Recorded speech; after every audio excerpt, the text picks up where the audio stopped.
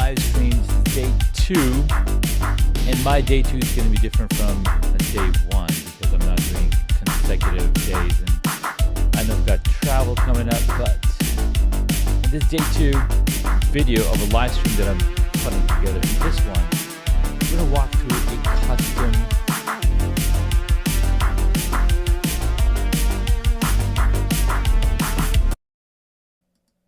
a custom studio build.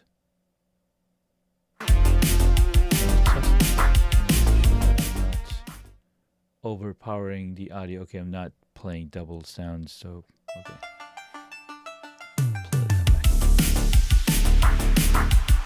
All right, so that was our Reese by Stream Beats. Okay, so in this video, I'm going to be walking through how to build a custom studio. Just walk along with me as I build this custom studio using a powerful app designed for photographers and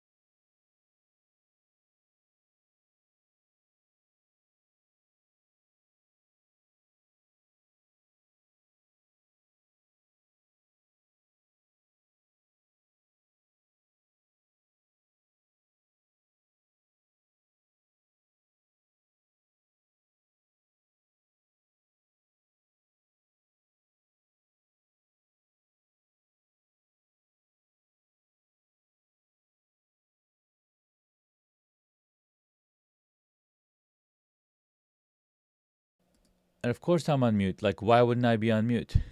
Oh my god, this is hilarious. This is hilarious. I am on mute. Thanks, Jorg Campers. I'm doing a live stream that is on mute. Oh my god. What the heck? My brain's on fire. Anyways, what was I talking about? What was I talking about? All right. So because I was on mute, I'm gonna go back over what I'm building. So this is a studio space for a client that I'm building out. This room has a door on this corner. This room is actually much smaller than this. So let's select the room. Go to 8 feet and 7 inches over here. 8 feet 7. And then it's 8.10 inches tall. 8.9 feet tall. It's a tall room. And now I can come around over here and select these lights and put them in the right spot. Right spot. And you'll see they're pointing the wrong direction, but I have this little icon over here that I can simply click and point the light to the person. And of course this camera is out of shot, so let's bring this guy inside the room as well. And pop that right there. I'm using a 35mm lens on this camera. We're back to ISO 100. Let's go to ISO 200. And in this setup, I can choose where the camera focuses on. So I'm going to choose the eye. Using rule of thirds for the composition. So the rule of thirds lines as well. Frame lines if you're using 4:3 aspect ratio. So you do that, you can show the sensor where the sensor falls in, and then I can go to additional settings over here if I want to change other stuff. So there we have it, and then down here in the set list I can turn up the lights, and take a snap. That's where I want it, and then turn up these blue lights again. They got repositioned again, so let me bring them back in here. And that's kind of how this setup looks like. And then I can switch over to this other secondary camera. Now I do have an idea for this secondary camera. It's not going to be sitting all the way back there, so let me bring it closer here. On this secondary camera angle, I'm actually putting a 50mm lens. 50, where's my 50, nifty 50? Fix 50. And this is a full frame 50. Aperture is gonna be f2. And this could be in horizontal shot too. So again, this could come here. And I can take another snapshot of here. And then I can, let's move this guy over this guy to face the camera. And because I'm going to be doing that shot, I can bring it right around there. Bring the focal point over here.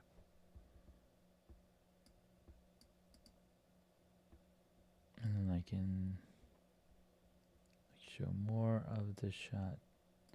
Focal point here. And maybe move this camera a little further back. Right.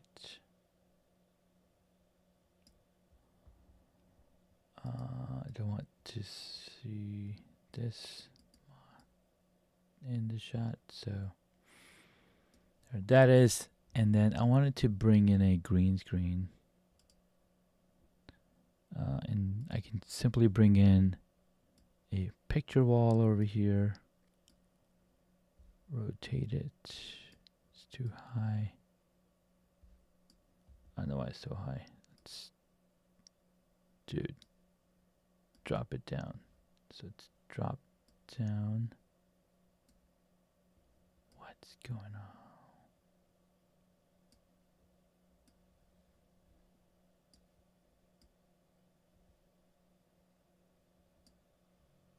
Rotation, Z position.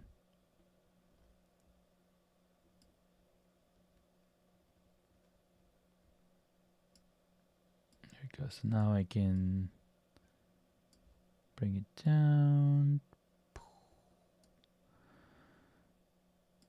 Essentially, I wanted to experiment what it would look like if there's a green screen behind there, and you can literally put anything on that screen. Could be a white wall, could be this, could be this, could be this, and you can kind of play around with it. So now you have two sets essentially in the same space. Boom, boom. And that could be controlled via software or via hardware, and you have a nice looking setup. Essentially, if you want, you can also add this plant in the shot. It might get disappeared, but anyways, that's the idea. So now you have two camera angles that you can switch to as you're talking from one camera angle to another camera angle, kind of like this. Hey, what's up? I don't have it completely, across from me over here. I just have it on this side. And that's what we do.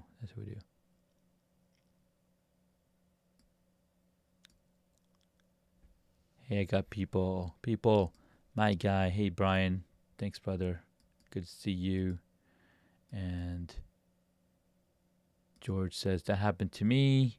Somebody came auto-muted if they contained a video. Yeah, there's something weird that I had in this one. I think I was using another audio source because I was playing music, and I was using loopback, and then loopback stopped working, and I'm like auto-muted.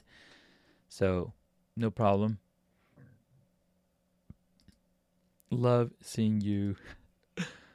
And yeah, what Brian says right here, right? How do I do this? What Brian says right here is now you will not regret, because I want to make sure that when you're making a big investment in your space, you're spending $10, $20, $30,000 in gear. You want to make sure that you're not spending that much money and then try to figure out how everything works. But if you have somebody in your corner that kind of gives you ideas, or has that experience of setting up spaces, because now I can visually see all the stuff, right? Visually see how everything's going to be located, and you still have a plenty of room in this room to do other work, right? So this is 8 by 13. About a show.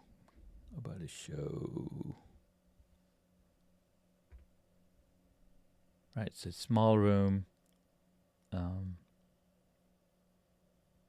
if I could collapse this. So it's not that big of a room, right? So it's a tiny room, 8 by 13 feet. And how do you fix it? So if I were to, let me find the actual room. Window.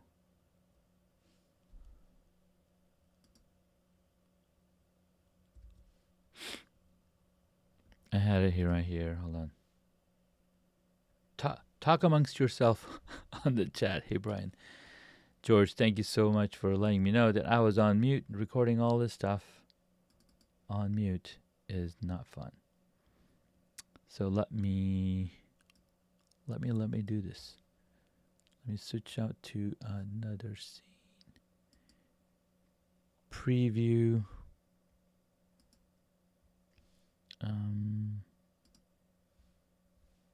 Preview mode. They did say to keep all the scenes, the setting up your setup in the right place. So apologies. Okay. All right, let's go to back to live mode. So this is the actual studio that we're working with. It's a small little room, right? It's kind of locked in and cramped. I always like to have the person sitting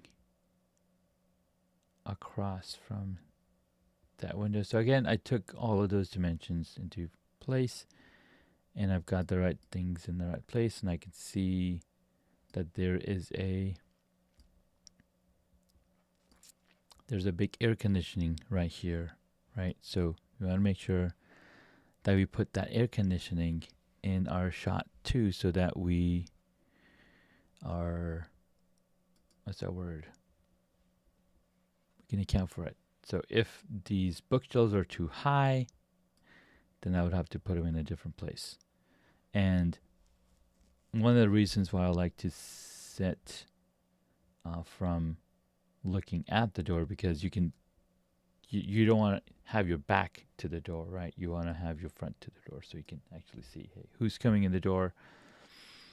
But because this is an office, it could work either way. And looks like there's plenty of space here that I can still put the bookshelves on this side and still be able to put that together. So let's put a piece of thing in a place. How about this oak bread?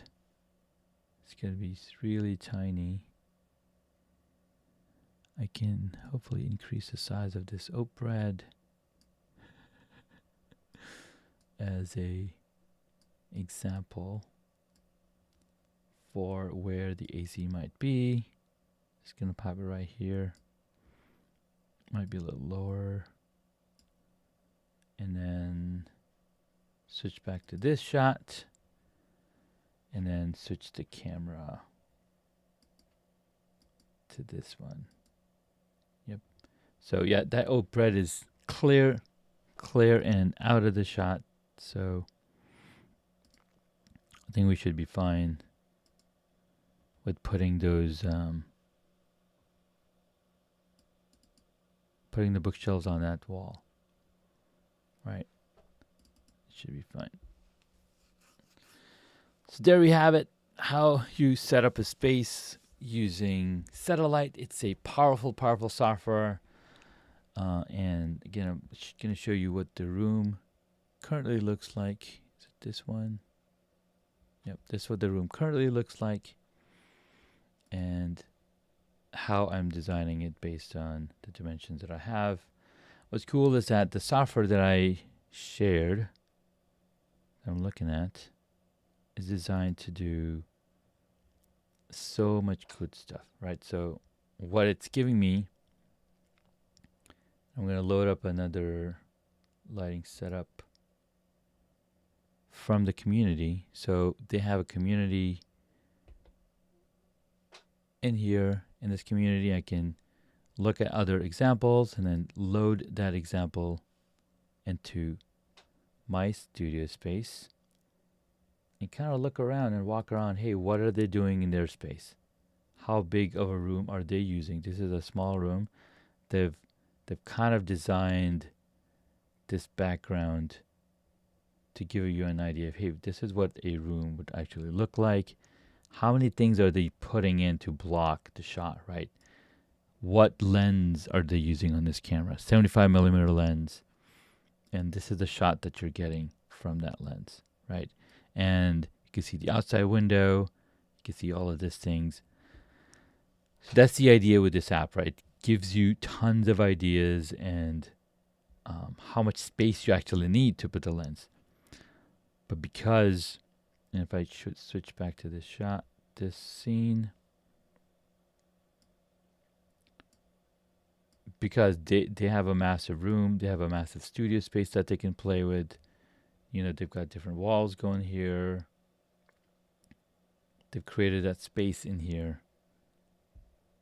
to come out through. And look how far that camera is sitting. In my setup, apply. In my setup, it's a very tiny room. So what lens do we get to use? What sensor do you want to use? Do you want to use a full frame? Do you want to use a crop sensor? And here's the difference between the two sensors, right? So here I've got my crop sensor. I've got my full frame lens, full frame camera with Jonathan Ayala says, this is so great. What's the software called? Are you preparing for an actual build?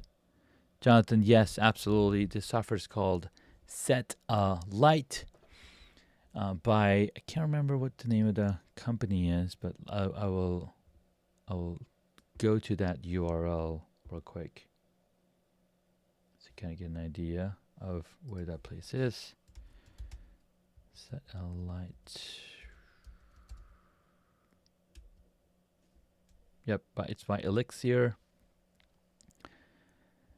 Let me switch to that shot real quick for you. Yep, so this is the software.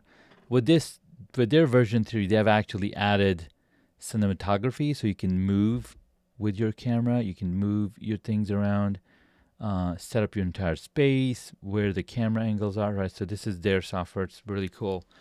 You can have the home, outside, interior, exterior, like you can build all of those out in here, which is really cool. So that's the software that I use to again build this kind of stuff over here. It's available for Mac and Windows.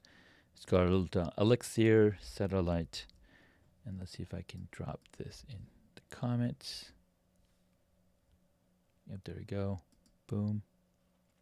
So you can grab the software there if you are setting up a studio or if you are actually building out a set to get an idea of, hey, what really matters for you. So yes. Brian says stepping into the light. It's very cool. So thank you, Jonathan. Appreciate you asking the question. So let's go back to here. We've got, so the difference between the full frame and a crop sensor is this exactly. So if I switch from this full frame sensor to a crop sensor, this is Sony crop sensor with a 35 millimeter, you'll see how much more I cropped into that shot. I'm basically literally cropping in to that shot. And what I need to do now is I need to switch my lens so I can move back in the shot. So 24 millimeter on a, so let's do the math, right? So 35 times 1.5 is 52.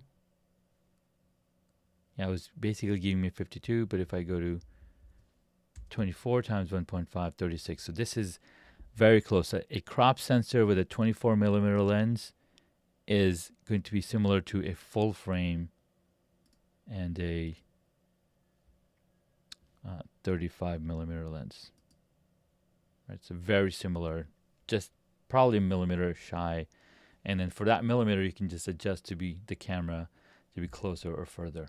So again, that's what I use for setting up these shots so y'all can see how important this is. We love to visualize the things so that when we go and when we set up these things, it's exactly where you want it.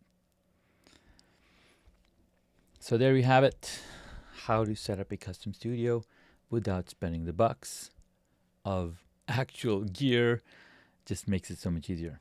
Thanks again for watching. I'm going to go grab some lunch, and I'll see you hopefully tomorrow on another live stream to talk about Pod Glue, a streamlined software to help you manage your podcast. Thanks for watching, and let's play out that music.